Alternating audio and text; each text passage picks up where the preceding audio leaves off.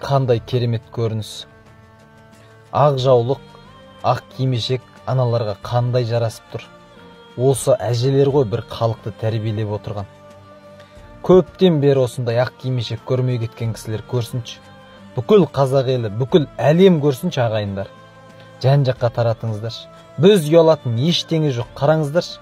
Қандай керемет. Тек наурызда ғана емес, әр жиын тойда неге әжелеріміз осындай әдем боп киіп жүрмейді? Неге біз өзіміздің киімімізден ұяламыз? Біз бұл тәкаппарлық емес пе? Басқа біреудің бір тыржалаңаштап жарты денеңізді киім кимей, жарты денеңіз жалаңаш болып жүргеннен мынау әлде қайда артық қой. Осы әжелер бүкіл қазақ еліне, бүкіл түркі жұртына үлгі болсыншы.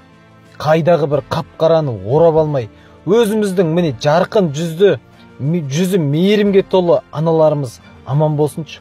Осы әжелеріміз бүкіл халықты, бір ұлтты тәрбиелеп отыр ғой. Осы кісілерден үлгі алайықшы.